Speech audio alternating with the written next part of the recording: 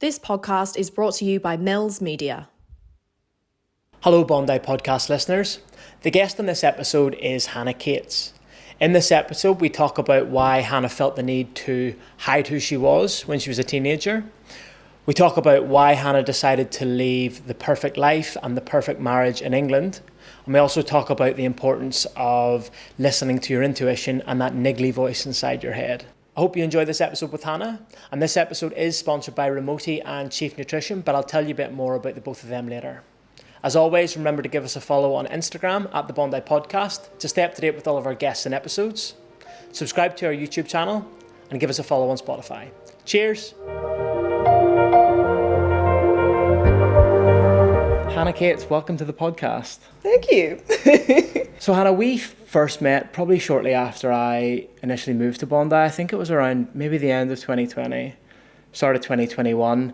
And we actually met at Birachina coffee shop just outside, just across the road. I didn't notice that t-shirt. That's fantastic. Yeah. Well, the guys in the shop gave it to me today. Oh, did they? Yeah, they gave it to me today and I said, well, it's perfect because I actually met Hannah at Birachina Cafe back in the day. Yeah. But at the time, do you remember what you were doing every morning?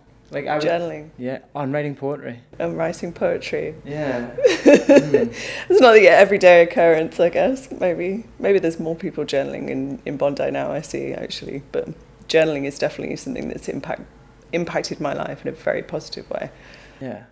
What stood out to me was the poetry, though. I would sort of come out of the gym every morning, go for a coffee, and you'd be like, oh, Chris, do you want to hear this poem I've just written? I was like, sure, yeah, let's do it. But then How was that for you? It was weird in a good way. And it was weird in like the best possible way. Yeah. Does that make sense? Yeah, well, I'm happy to hear that. As long as that's the honest response. You go away from it and you're like, this girl just read me poetry at the coffee shop. And it's like 7:30. And it's 7:30. Yeah. And I'm thinking all these deep thoughts now. Yeah, that's exactly what it was. Exactly what it was.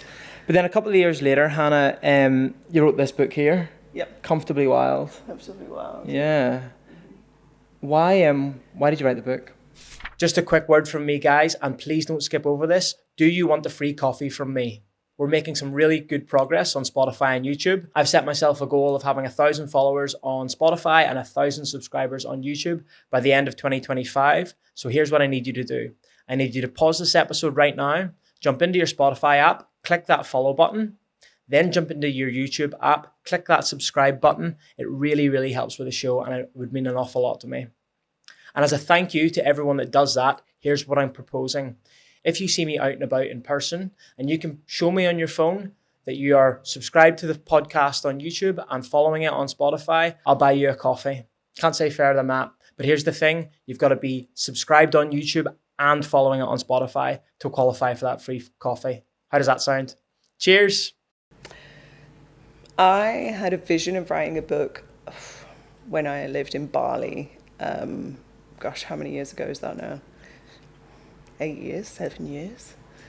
I'm getting, you know how time passes and you're like, I can't even put my mind to it. I wanted to write a book a very long time ago and I knew in my mind that I would. And hopefully this is the first of a few. But I had a vision of the cover before I even knew what the contents was. And I had this board on Pinterest and it was this picture of half woman, half wild. And I knew what the cover was going to be way before I knew what the contents was going to be. And for me, it was something I knew I was going to achieve in my lifetime. And I had a sort of a focus around it. And it wasn't until years later that I had a word with myself and I was like, well, what have you actually done to achieve this goal? Like, you can't just, a lot of people, we talk about manifesting things, right? But also you need to take forward action toward what it is that you desire. It's I remember this story someone said to me once, and it was this guy prayed for God to so that he could win the lottery, and he'd be like, please can I win the lottery, please can I win the lottery. And God one day was like, you need to buy a ticket. It's that whole thing of, yes, we can manifest things in our lives, but ultimately we need to take forward action towards what it is. And one day I was like, well, what have you actually done about writing a book, Hannah? Like, if you want to write a book, you've got to go after it. And there's a whole story behind that. But basically, it resulted in me getting the opportunity to publish my book. And it was a bit of a competition, basically. And the winner had their book published.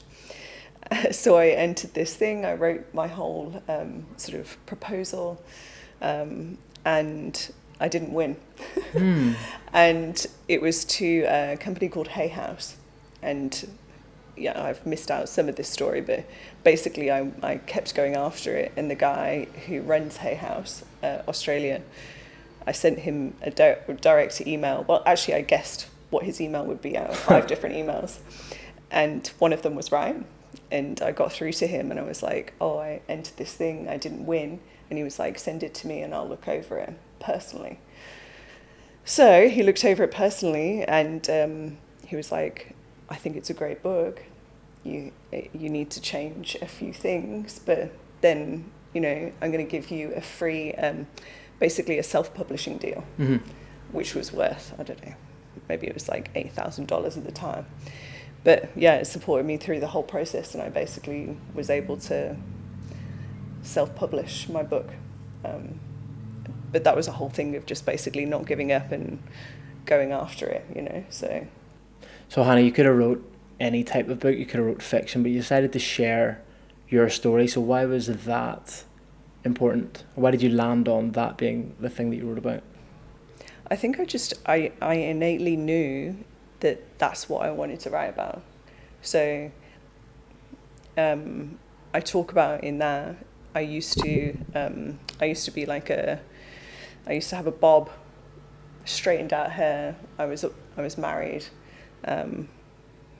I lived in the box life, basically, in the middle of England, and I knew that this wasn't my path, and I went through such a massive journey to get out of it. And one day, I was like, left my marriage, got a divorce, left my hair to go curly, and went through this whole journey. And it was a big journey. And I was like, I need to share this with other people because I need them to understand that they don't need to live this in the box, straightened out life, and that there's a whole journey out there for them that they can live. And yeah, that's what inspired me to write this book. So Hannah, after reading the book, there are a lot of big moments in the book which we will sort of touch on as we go along. We've only got an hour and there's a lot of big moments in there, so we're probably unlikely to touch on every single thing. Yeah. But I think the first question I have for you is, out of all those big moments in the book, what seems like the most important one that's led you on the journey to being that person you are today? I reckon the biggest turning point was probably like my first spiritual awakening. In Dubai. I say that because it was like my first introduction. I think it started me on my journey. It was like the first footstep on the climb up the mountain kind of thing, It introduced me to my spirituality. It introduced me to Kundalini yoga. It introduced me to meditation. It made me believe in something greater than myself in such a deeply profound way, and it really healed my relationship with my mom and my dad in ways that I wouldn't have been able to do by myself. So that for me is the one that came to mind straight away, because it was the one that kind of led me on the path that I followed through the rest of the journey. And you would never imagine it to be in a high-rise building in Dubai, of all places. One of the most superficial places exactly. in the world. Yeah. People are like, what? Dubai? Really? In Dubai? You had your first spiritual awakening in a high-rise building in Dubai? I was like, it's kind of perfect, actually. Yeah, absolutely. And it was the first time I tried Kundalini yoga. For those who haven't tried Kundalini, it's a very unique type of yoga. Not many people have kind of experienced it, but I did it on the beach at sunrise or sunset, I can't remember, but it was amazing and very profound. And I was like, what is this? like I say in the book, more of this, please. Like, more of this. It's actually something I've not ever dabbled in, Hannah. So what is Kundalini yoga? So Kundalini is, they talk about it is, we have this creative potential that sits at the base of our spine. And Kundalini, they often depict it as a snake, as like this energy that rises up from our root chakra up through, and they say that it connects to the divine.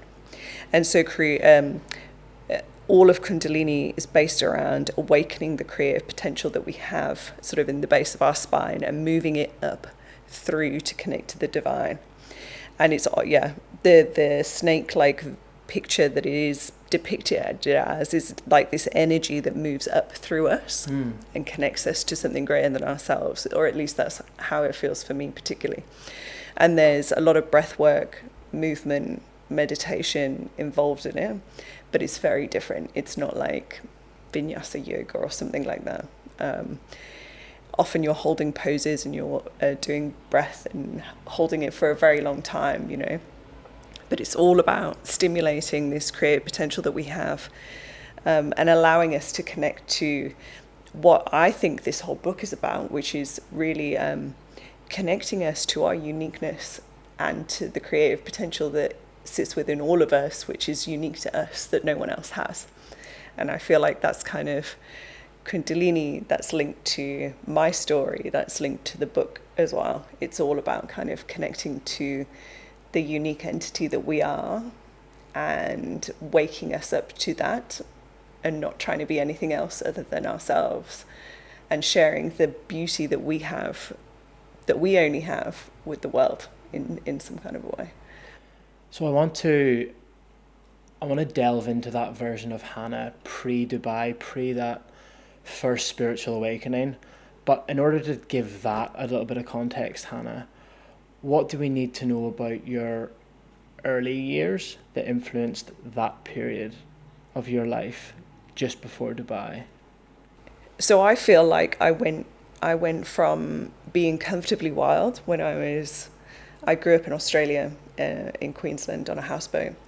And I feel like I was comfortably wild then. I was like barefoot, naked, like grew up on the water, in the sun. Like I was connected to myself. Then we moved over to the UK. My mom's British, my dad was a Kiwi. They met in New Zealand. She lived there for sort of 15 years. And we moved over to Australia, and then we moved to the UK with the idea that we'd only be there for like a few years to see my mom's family. My dad got very sick.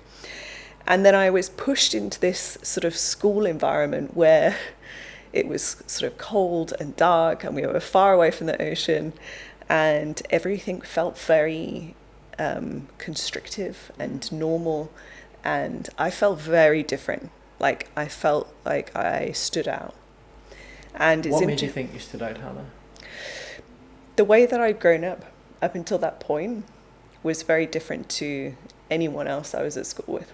You know, no one else had grown up on a houseboat in Australia, you know, and lived the life that we did at that point.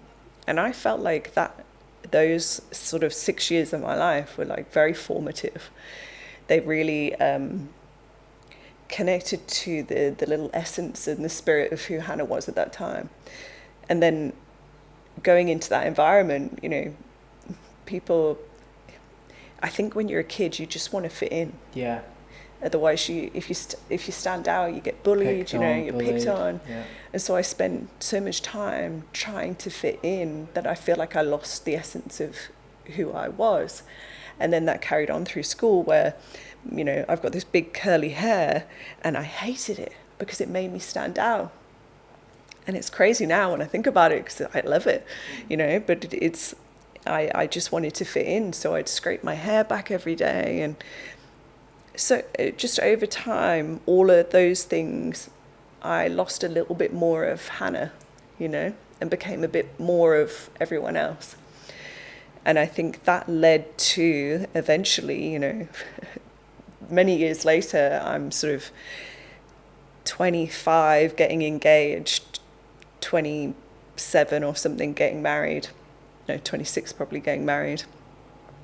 You know, straightened out bob, straightened my hair painstakingly every day. Like, it was like I was straightening out my spirit, you know. And I just, over that time, just became more and more like someone else and less like myself. And I think I had this story inside of me that I had to be something else to be loved, and to be accepted. And within that, I lost me. And yeah, that kind of was the shortened version of pre-Hannah to now, I guess. Yeah. One of the things I read in the book, Hannah, was you say you got kicked out of the family home at 15. Yeah. What happened there? My mom had a relationship with another person. I won't go into it in too much detail because, yeah, out of respect for her, but it was a very tricky thing for me to understand. And it was a very, very hard time for me, that time. I felt sort of very alone, and a series of events happened, and my mom asked me to get out of the house, basically. At 15? At 15. Wow. Yeah. And I moved in with my mom, with my dad, who was very sick at the time. And that was a hard thing to go through.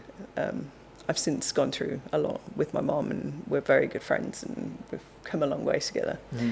I also got to understand why my mom did do that, and that was part of the healing thing in Dubai, where I got to understand, like, my mom, when my dad was sick, was the main breadwinner for a family of 4.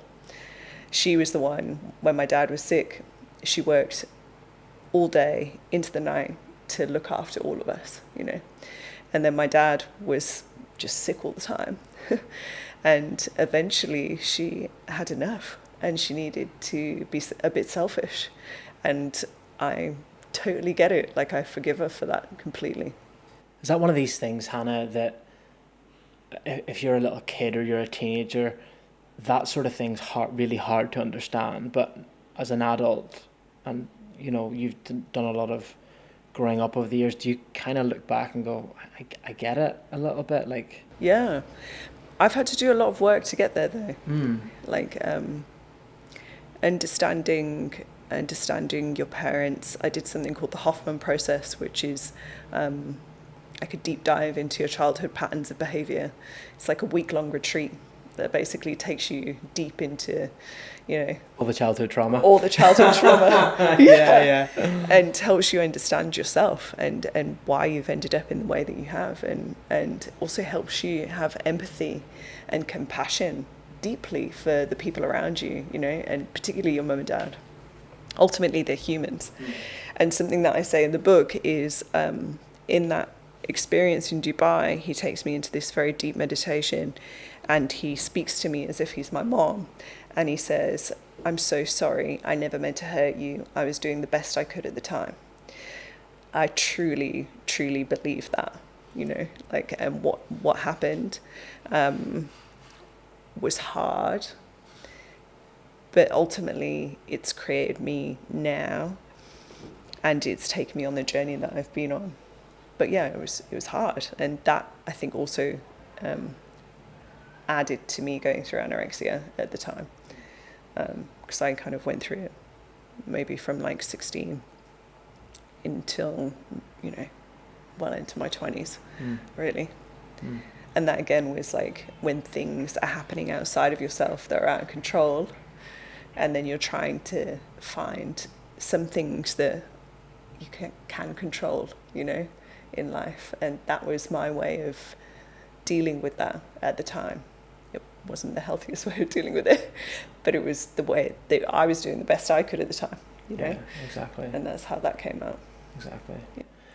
And Hannah, so what was going on in your life in the immediate build up to you going over to Dubai then? Paint the picture for us there. I was the skinniest I've ever been. I was like 7 stone or something, which is really tiny and scary. I was with my ex-partner Lee, who I just split up with actually. He was not a good person. Treated me very badly, like a lying, cheating, whatever. I think I just left him. And I knew I needed spirituality. My mom was always very spiritual, and I kind of pushed against it. And then as I got to that point, I was like on my knees, basically. I was like, I'm in a bad place. Like, I know I'm in a really bad place. Like, I need to find a way out of this. And my friend Claire, who lived in Dubai, I met through modelling. She was the most spiritual person I knew. And I said, babe, I was like, I'm in a bad place. And she was like, come over.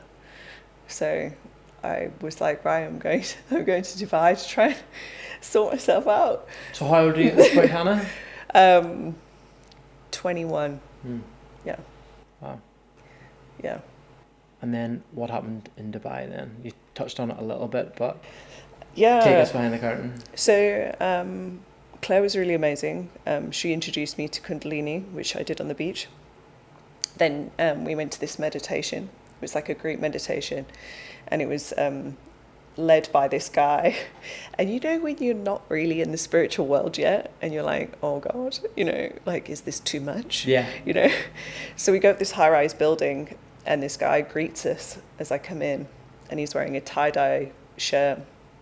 He looks very hippie, you know, and I'm like, okay, I just keep saying this thing to myself where I'm like, just let go, just let go.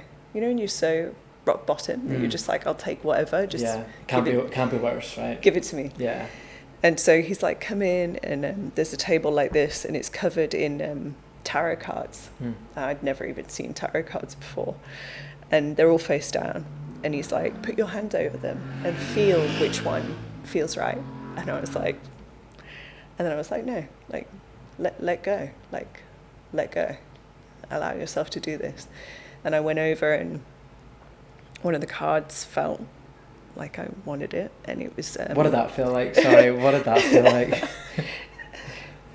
It felt like surrender, and it felt like intuition. Okay. If you could say it felt like that. Yeah. Yeah. And I picked up this card, and it said guardian angel, and in the time that felt a really poignant and comforting, because I felt very alone, and it felt like I was looked after in some kind of a way, or that's how it felt to me. And then he took us into this room, and he was like, you know, get a pillow and get blankets and make yourself comfortable.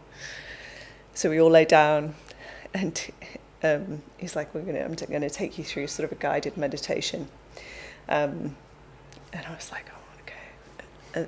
You know, you have this resistance in your mind. You're like, what am I doing? Blah, blah, blah. I was just like, let go. Just let go. And he's like, your hands are relaxed. Your feet are relaxed. And I'm like, oh. Then I'm like, Hannah, come on. Like, let go. And I went so deep. I felt paralyzed. I felt like I'd like slipped into this other world. It was bizarre. It was the deepest meditation, probably still to now. I've had a couple of really, really deep ones, but this one was like, whoa, I went into like I was transported. And he took us on a journey, and everyone kind of, the idea is that you see whatever you see. And he says you're walking through a forest, and you look down into the water, and you see your reflection. And I looked down, and there was this lion looking back at me with my eyes. And I was like, whoa, like, oh my God, I'm the lion. Like, the lion is me, you know, and you feel like so weak and alone and afraid. And I was like, holy shit, like, I am the lion, which is a big part of that. And then he's like, and then you keep walking through the forest. So I move away from this image, which I didn't even want to leave. And then I start walking, and then the lion starts walking next to me, like right by my side. And it felt like that guardian angel kind of vision had come to life and was there next to me. And I was like, and I felt so powerful. I was like, oh my God, like I'm the lion, you know? It was like my energy, that was me. Like I was the lion was me. I wasn't separate. Like we were together. And then we kept going through the story, and it's quite, the whole thing was amazing. And then he guides us out of it, and I didn't actually even want to come out of it. And then I just sob. Like, there's a room full of, I don't know, maybe 20 people. I'm uncontrollably sobbing. You know, ugly crying? Yeah. Where you're like, like, Can't even breathe. Yeah. yeah, it was like ugly crying. It was, you know, I just didn't care. I was like, I couldn't stop it. It was like all this power and also pain was like coming up out of me. It was like being given permission to let it out. Yeah, and then the guy who took us through this meditation, he could see I was, not in a great place, and he was like, "Oh, if you want to, do you want to do just a meditation for yourself?" I said, "Oh, yeah," and he was like, "What's coming up for you?" And I was like, "Oh, it's my mum and dad," and yeah, and then he took me into this deep. I went really deep again into a very deep meditation, and he spoke to me as if he was like my mom and my dad. And he was like, I never meant to hurt you. I was doing the best I could at the time, and I love you. And I was like, I actually believed it. And it was those words that I was like, I really believe they were doing the best they could at the time. Both of them. And that they really love me. And that it was just, part of the human condition and the human experience. And that was a beautiful part of my healing journey. I wasn't anywhere near there. I had a long way to go. But it allowed me to come back out of that experience and really connect with my mom and my dad in a very different way. And that's when I think I started my healing journey to overcoming anorexia as well. So it was quite a profound moment in my life, and very unexpected to happen in a high-rise building in Dubai, of all places. Bondi podcast listeners, this episode is sponsored by Chief Nutrition. Chief Nutrition specialise in healthy, nutritious snacks that cut the crap. My personal favourite is the collagen protein bar, which I have every day. And good news, Bondi podcast listeners get 10% off all Chief Nutrition products when they order online. And we've got a discount code for you right there in the show notes. So go and use that, go and check out the website, and let me know what you think. Cheers. Hannah, you said a lot of the tears, you felt like it was a lot of pain coming up. Was it pain specifically in relation to your parents, or was it pain in relation to anything else? Was anything else coming up as well? Oh yeah, it was so many things. I think it was like allowing myself to let go of myself. It was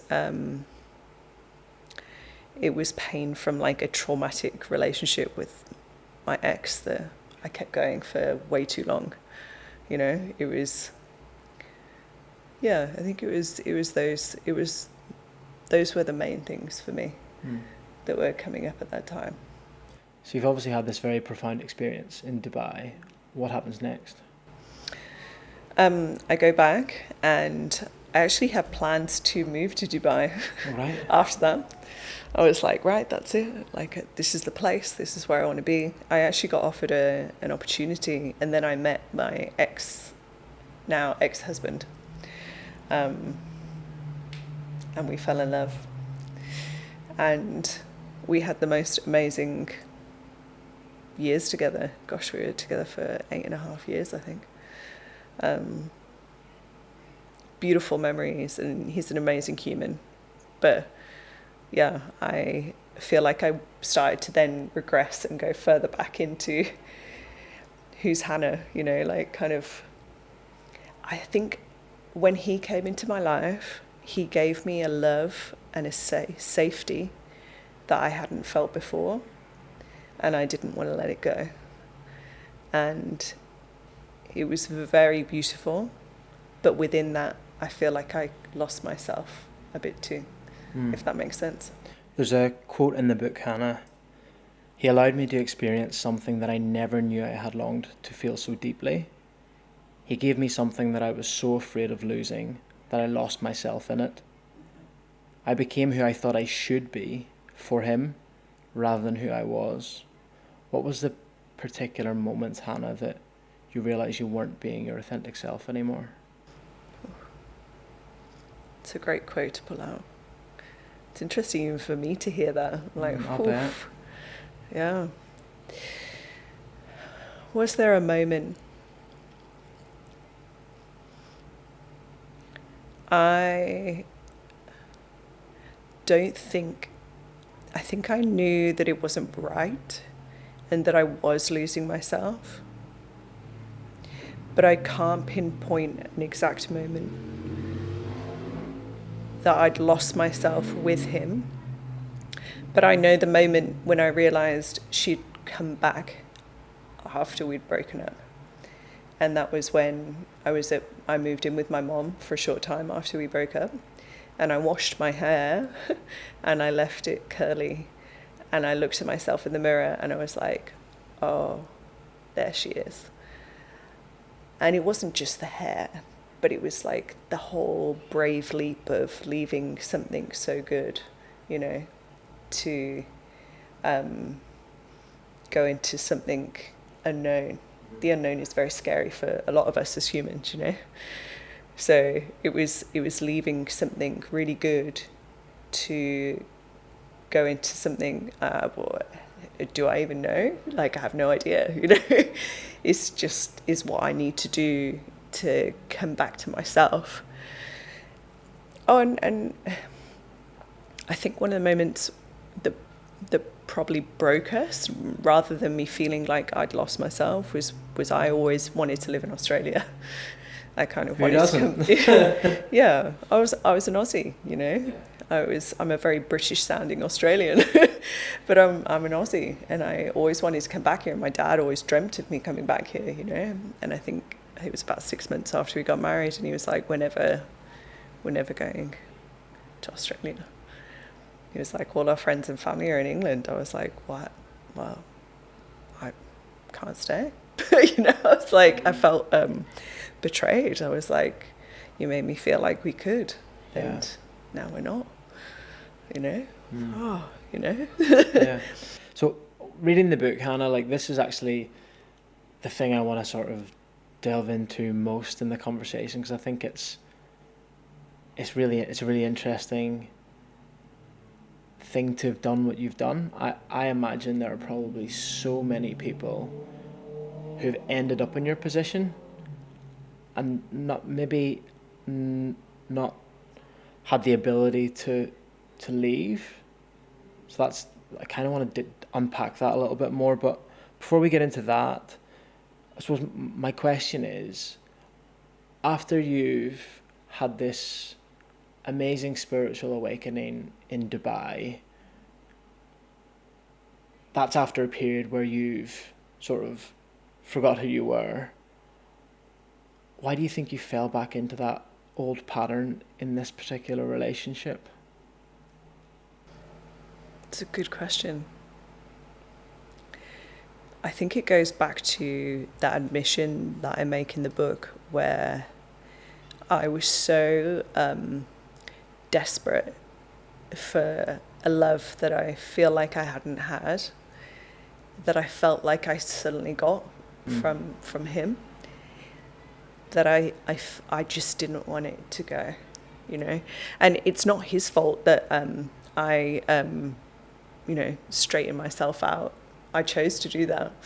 But I was ultimately becoming who I thought he wanted me to be. for me to feel safe, for me to not lose that relationship. Which sounds crazy when I say it out loud now, but ultimately that's what was happening, you know. I was becoming who I thought I needed to be loved, and to not lose love.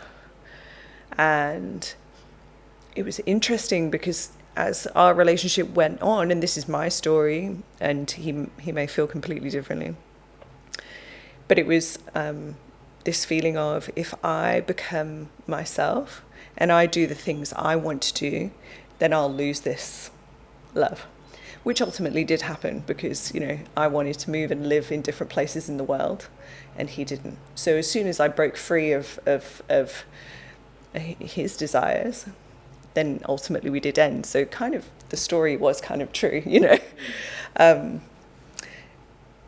You just took the scenic route to get there. Exactly. And I think a lot of us do. And some people end up never going on that route or never leaving, you know, because I think a lot of us, we live by our needs, right? And ultimately our human needs are like survival.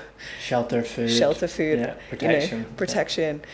And if we've gone through stuff, particularly in our childhood, if we get a love, you know, or like, I think a lot of us live with this feeling of, what if something better never comes along? You know, what if I'm alone? You know, what if I'm, you know, and a lot of people thought I was crazy to leave because he was very successful, particularly when we met, he wasn't. By the time, you know, we got married and stuff, he was becoming very successful. I probably wouldn't have had to work. You know, we could have lived a lovely life, got on nice holidays. A lot of people are like, what are you doing? You know, like, you crazy? You know? But I call it like an inner niggle. It's like this feeling, it's like an intuition feeling. It's like this thing that you can't get rid of inside of you that keeps saying, like, and it becomes an inner scream eventually. And that's what happened for me. It was this niggle that became like a scream, where it was like, you know, what are you doing, Hannah? Like, what are you doing, Hannah? You know, like, where are you? Like, don't let your light go out, which I talk about as well. It's like this, I feel like all of us have this burning bright light inside of us when we cultivate the connection to ourselves. And when we are taken off our path, or we try and live someone else's path, it's like we let that light go further and further out. And that's where I was like, I'd almost gone out, you know, and I had to reignite and find my way, you know. What actions, I suppose, did you take, Hannah, that actually led you to leaving that relationship? One of them was journaling. So there's a story in the book that I talk about. There was a moment where I thought I was going to have to take antidepressants, and that's not a bad thing for anybody, by the way. But for me at the time, it was like I was in this perfect, you know, from the outside relationship, but I was very depressed, like I was very down. And he kept saying, like, what's wrong with you, Hannah? Like, what's wrong with you? You know, we've got this perfect life. Like, why aren't you living it? And I kept thinking, like, there must be something wrong with me to be feeling this, you know? Like, I've got to make this feeling stop. And then it nearly spirals, right? Like, it gets worse and worse and worse. Yeah. And I was like, there must be something wrong with me. And so I went to the doctors. They gave me a prescription for antidepressants. And I went home that night, and this might sound very bizarre to some people, but I'm going to tell you anyway, because it's in the book. I went to bed that night, and I had a God intervention. Right, okay. So it was like a voice basically shouted at me, like, go and write, Hannah. Were you asleep or awake? I was asleep. Right. And my partner at the time was next to me, and he didn't wake up, so this voice was just for me. It sounds very bizarre, but it was exactly as it happened. And this voice was like, go and write, Hannah, like, go and write. And it made no sense to me because I'm dyslexic, like, English was not a subject, which is, you know, even more perfect that I've written a book now. And I was like, that makes no sense. Well, you know, I don't write. and one of my girlfriends bought me a journal, gosh, maybe a year prior or something. And so I went and got that, and I wrote for hours, probably like 4 hours or something, just constantly. And I'd never done that before. And he was fast asleep. It was like 3 a.m. or something, that it happened. And then I just started writing, and then I wrote like every single day. And it started, when I first started writing, it was like, there's something wrong with you, like, why aren't you just happy? And then I started moving towards this place of like, no, you just want something else. You're destined for more than just this, you're destined for more than this little town in the middle of England. Like, you're here to experience and to explore who you are in the world. And so it was like this place for me to express myself in a way I hadn't done before. And it really allowed me to understand myself and gave me courage. It gave me the courage to get to that point where I was like, no, this is just not right. Like, it's not right. And the beautiful thing about, the awful and terrible thing and the beautiful thing, it's like this duality about when you leave someone, is that you're setting them free as well. You're setting each other free. No matter how hard it is, like, you're setting each other free to go on the path of whatever you're supposed to go on. And he's an amazing human, and he's got a new partner and kids now. And yeah, that journaling gave me the courage, and it helped me to see myself, and it supported me through a very hard time. And I would never have been able to do it without a journal. So how soon, Hannah, from when you started to journal, did you actually leave that relationship? It was a long time. Was it still a long time? It was still a long time. Wow. It was probably maybe 6 months to a year. Wow. Yeah. You still got those journals? Oh yeah. Oh wow.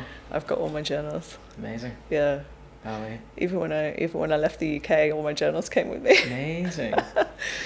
So Hannah, what advice then would you actually give to someone who feels trapped in a relationship and like they've lost themselves? So someone who was in your position, what would you tell them to do? I would say definitely consider journaling.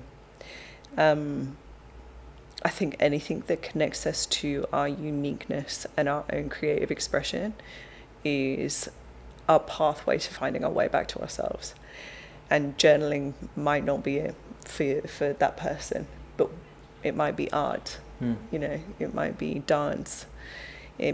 Whatever creative expression you have that connects to yourself and your uniqueness is a very good pathway to reconnecting to that kind of light. And when we have some light in ourselves, we have more energy to be able to consider other things, And I think that pathway of reconnecting to yourself through that creativity allows you to believe that it will be okay. And there's this thing that I have within myself where I truly believe that no matter what happens, I'll always be okay. And so I think also if you have an inkling towards spirituality in some way, that's really helped me. I believe in something greater than myself, whatever you want to call it. But I feel like I've always been guided in my life in very beautiful ways. And that's also really helped me. So yeah, probably both of those things. Yeah. Hannah, it feels like the next big chapters in your life, and I'm skipping ahead maybe a little bit here, but the next big chapters in your life are probably India and Bali. Yes. Looking back on that time, again, what stands out? India, I had a few very profound moments. One of them was a meditation experience. So I almost brought it with me actually, and I decided not to, but the whole reason I went to India was because of a little book. Yeah. yeah. So I was doing some work with a guy. I've set up many businesses in my life, which we've kind of discussed. I'm a bit of a multi-hat wearing human. I've done a lot of different things. One of the businesses I set up many years ago was I did health coaching, and so we were delivering like health food to entrepreneurs and business people that lived in the area. And the guy who I'd done it with, he owned a series of cafes. He was an Indian guy.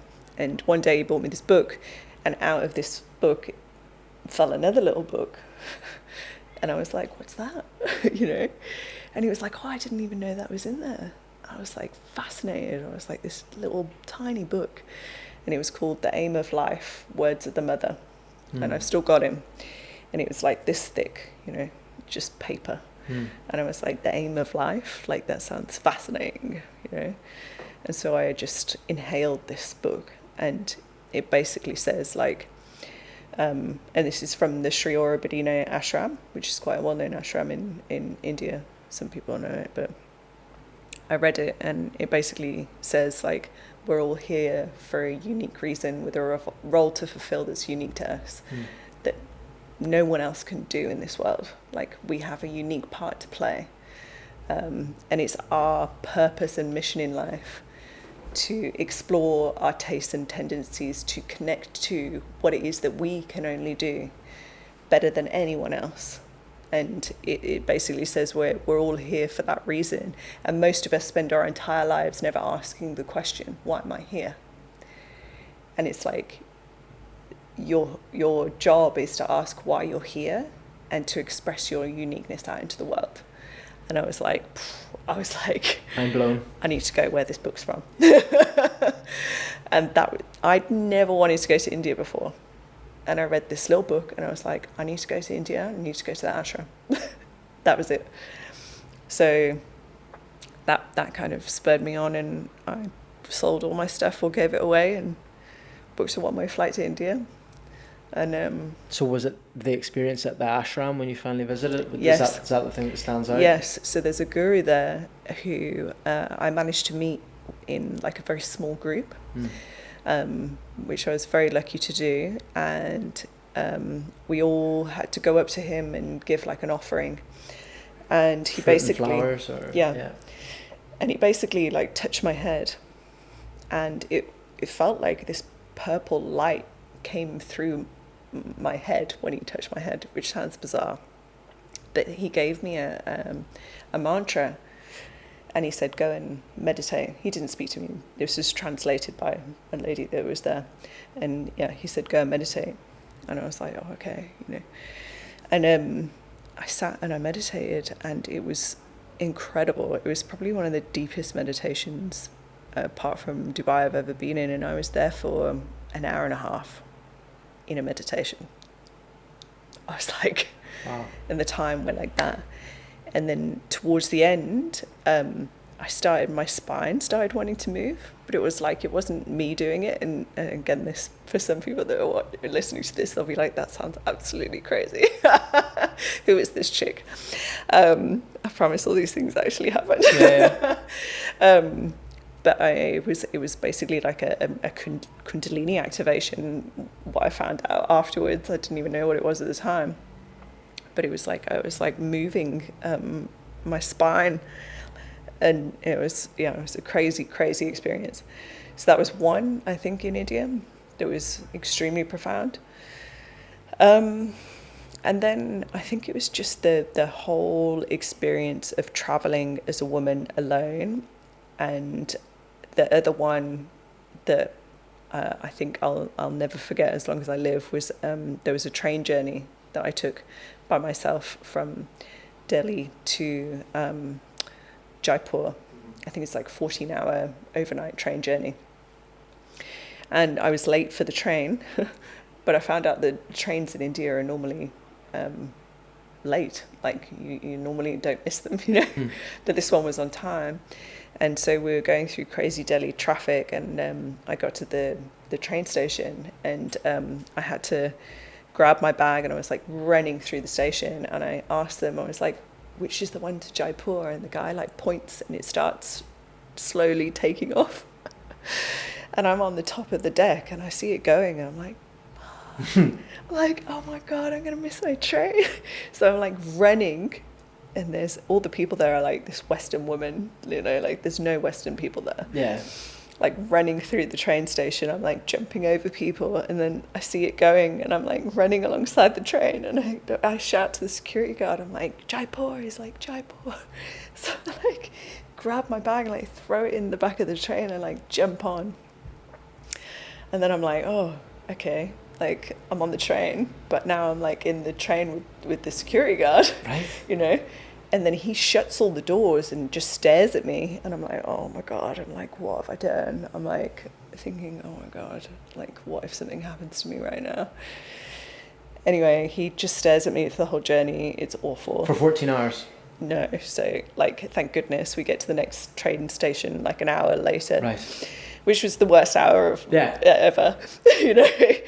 And then he lets me out and he just points and he's like, run, because the trains are so long. So I like leg it, I'm sprinting, sweating, it's so hot, it's just gross. And so I find my train cabin and it's like first class. Yeah. And I'm by myself, which is maybe a good thing or maybe not, I'm not sure. But I put my stuff on the top and then it gets dark and you can't lock the door to get into the cabin. And so I'm like freaking out, you know, I'm like, I'm in the back end of India. Yeah. No phone signal. I'm like, can't lock my door. I'm like literally freaking out. Like literally like cannot sleep a wink. I'm just like, you know, upright. And people just come in and they're like selling you chai. Some people come in to just see the Western woman. Oh, really? Oh, it was awful. Shit. I survived anyway. And then the morning comes and we pull up at this station and there's like this beautiful temple in the foreground and the sun has just started coming up and it just like peeks over this temple, this beautiful temple in the foreground. I remember looking through the window and being like, and I had this feeling of like, if you've ever taken drugs or whatever, but it felt like I'd taken a load of like great drugs. And it was like coming through my body and I was like this, I was like, it was like I was coming up or something. It was like I had all this energy come up through my body and I felt so alive. And I hadn't felt that alive in a very long time. You know, when you go from like such fear to extreme elation and joy, like I'd swung on the pendulum so far that I was like this without any sleep as well. But this feeling came through me and I was like, wow. And I was like, I'm really living, like I'm really feeling life, and I hadn't felt life in a very long time.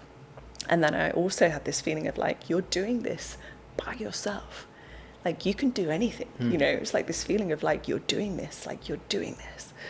And I remember I put my music in at that point and I was just like dancing around the cart, just like, wow, like just feeling this feeling of aliveness and living, like really living. Like one of my biggest fears, I remember with my ex, was that I'd die feeling like I'd never really lived.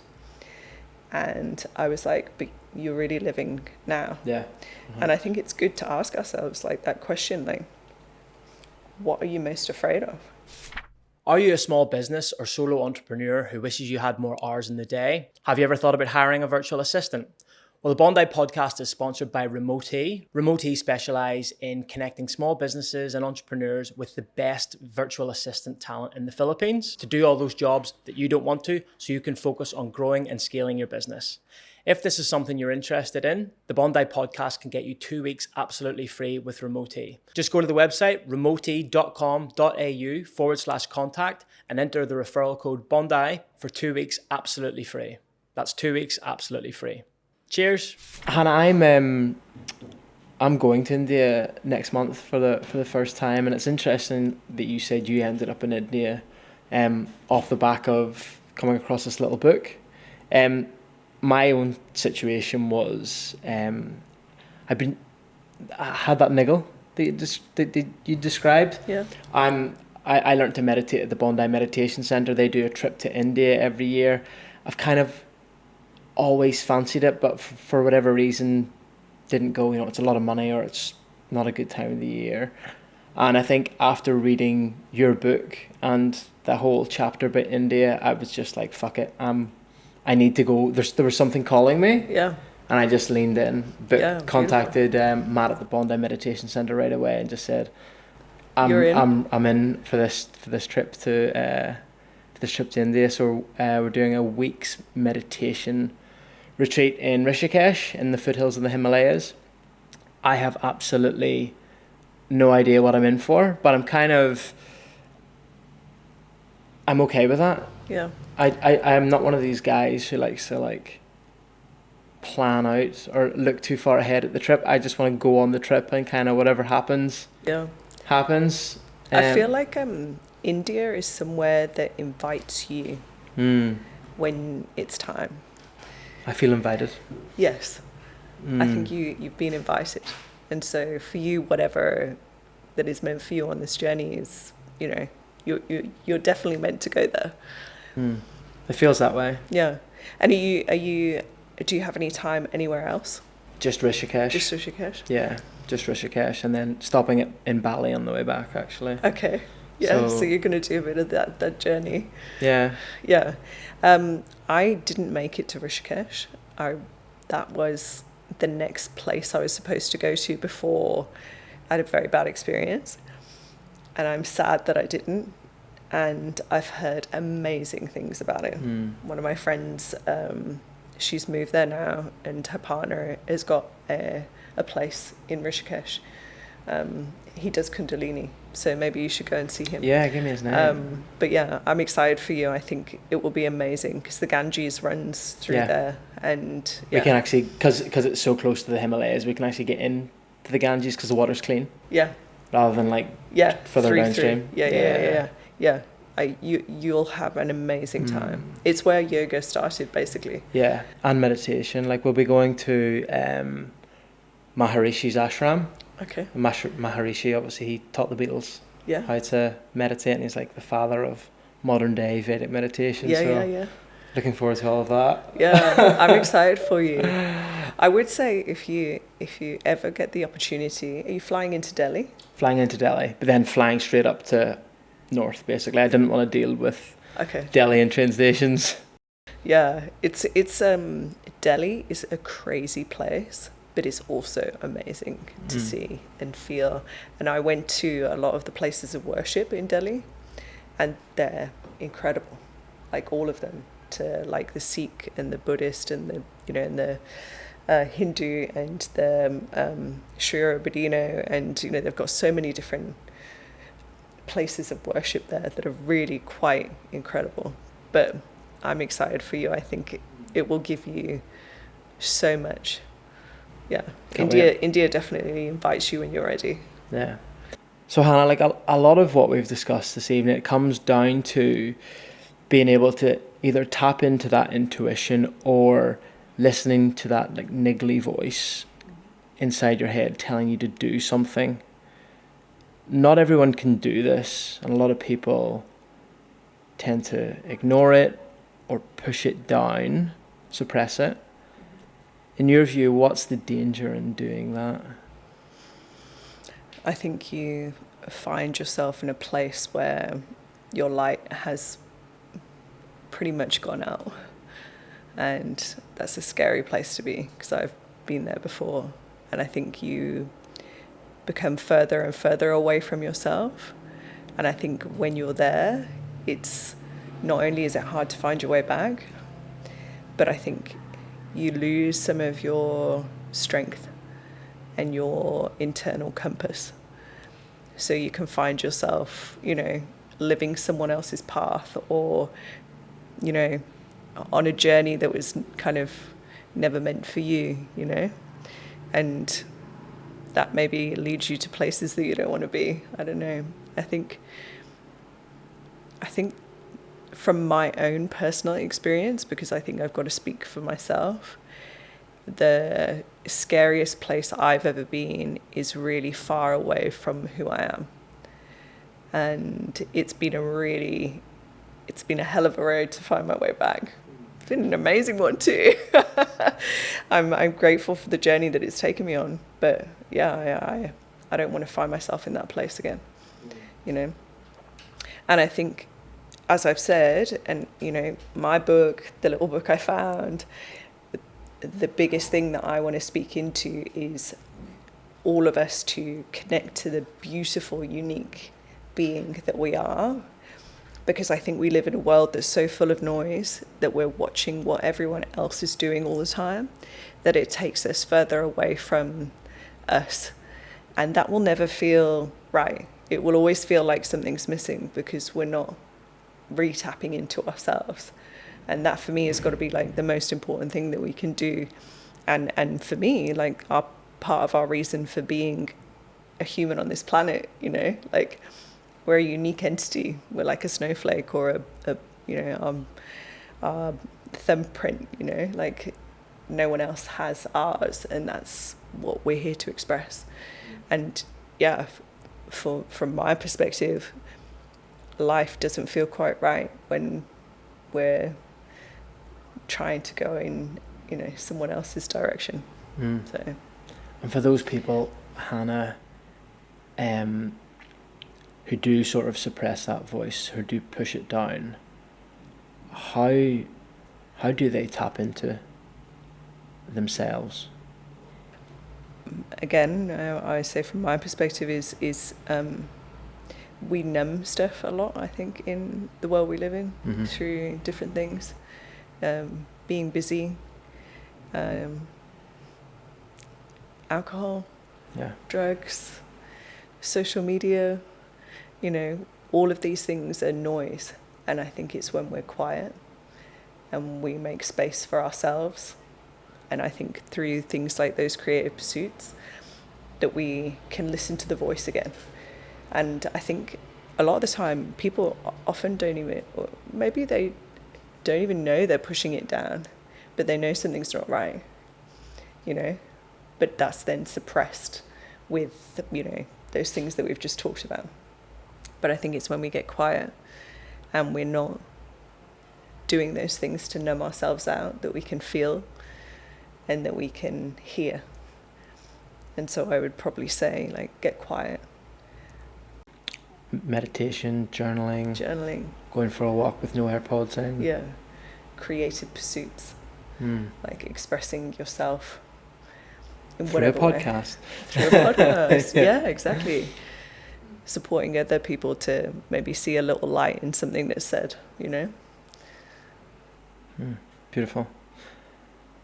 Hannah, as we've discussed, there's lots in the book. Looking back, is there a conversation with a particular character in your life story that you wish you could go back and have? And that can include a younger version of yourself. Yeah, it probably would be. And you know what? I wouldn't change anything. I would say to her, I'd be like, you're infinitely more powerful than you could ever imagine, and trust in the journey. Beautiful. Yeah. That's a great place to leave it, Hannah. Thank you very much for coming on the podcast. Yeah, thank you. Thank you. Thank Cheers. you.